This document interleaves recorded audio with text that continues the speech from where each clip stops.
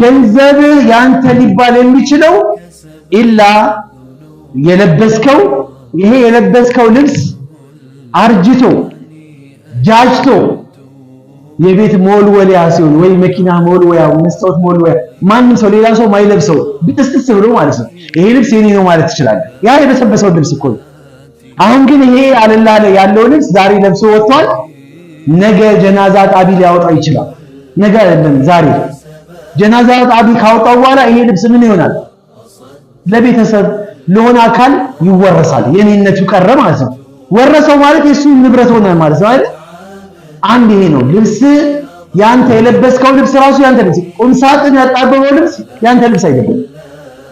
እርግጠኛ መሆን አልችልም። የምታሽከረክረው መኪና ያንተ አይደለም። ባንክ ቤት ያጠራቀምከው ገንዘብ ቡኩን ብትይዝም እንደገና ደግሞ አካውንት እዚህ ስልክ ላይ ቢኖርም ብታውቀው ባላንስህን ያንተ ግን ገንዘብ አይደለም። ሁለተኛው በልተኸው በሰገራ የወጣ ያለው አያችሁ፣ ይሄ ገንዘብ ያንተ ነው። ቤት ውስጥ የተከማቸው የተዘፈዘፈው ጤፍ ሩዝ ምናምን አሁን ከዚህ ሄደን እራት እናስባለና እንበላለን አንበላውም አናቅም። የኛ መሆኑን የምናውቀው ከበላነው በኋላ በሽንት ሲወጣ ነው። ያንን ማንም አይጠቀመውማ። ሶስተኛው ሰደቃ አውጥተህ ለአኺራህ ቤት የሸመትከው አለ። ይሄ ገንዘብ ማንም አይወስድብህም፣ አኺራ ጀነት ታገኝበታለህ። ከዛ ውጪ ያንተ ገንዘብ አይደለም። ምን አለ አላህ መልእክተኛ መሰላችሁ? ተጅመዑነ ማ ላ ተአኩሉነ ትሰበስባላችሁ ግን አትበሉትም አሉ። ወተብኑነ ማ ላ ተስኩኑን ትገነባላችሁ ግን አትኖሩበትም አሉ። አሁን ያሉ ከተማችን ላይ ዓለማችን ላይ ያሉ ህንጻዎች እንደው ቢላህ አለይኩም ይኖርበታል? ቢኖርበትም የኛ እድሜና የህንጻው እድሜ ምን ያገናኘዋል? ሰደቃ ቢሆን ግን መስጊድ ቢሆን መድረሳ ቢሆን ግን አንተ ትገለገልበታለህ፣ ትሞታለህ፣ ሌላ ይገለገልበታል፣ ይሞታል፣ ሌላ ይገለገልበታል። አንተ ኸይር ስራ ይቀጥላል።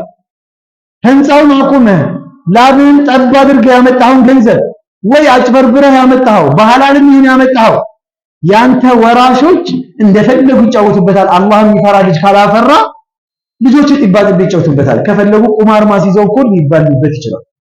የለፋህበት ብዙ ዓመት የተንከራተትክበት ለውዝ ሽጠህ ቆሎ ሽጠህ አጠራቅመህ እቁብ ገብተህ ምን ብለህ የሰራውን ህንጻ ማንም ይጫወቱበታል። በኸይር መንገድ ላይ ለሰደቃ ለኸይር ነገር እስካልወፈቅከው ድረስ ሙሉ እንኳን አይወፈቅ የተወሰነ ነገር እንኳን ለወቅፍ ለየቲሞች ለሚስኪኖች ምናምን አይወፈቅም። ህንጻ የሚያክል ነገር አላህ ሰጥቶክ ብዙ አዲስ አበባ ላይ ኢትዮጵያ ላይ በጣም ብዙ ህንጻዎች 90% ባለቤቶቻቸው ወላሂ ነው የምላቸው እኔ እንኳን በደረስኩበት ባለው ጥናት ከ90% በላይ ባለቤቱ ሳያስመርቀው ወደ አኺራ ሄደን የቆሙ ህንጻዎች አሁን ማንም ይጫወትባቸዋል። ብዙ መቅደር ትችላላችሁ። በተለይ እዚህ አካባቢማ የምታውቋቸው ህንጻዎች ገሌ ራሱ ብላችሁ ትደነግጣላችሁ። ስም ብንሳ እዚሁ አካባቢ ስለሆነ ነው ያደረኩት አውቃቸዋለሁ። በዚህ ዙሪያ ባዩሽ ዙሪያ መርካቶ ዙሪያ ያሉ ህንጻዎች ባለቤቶቻቸው የሉም። እንዳጣራ ደግሞ እሺ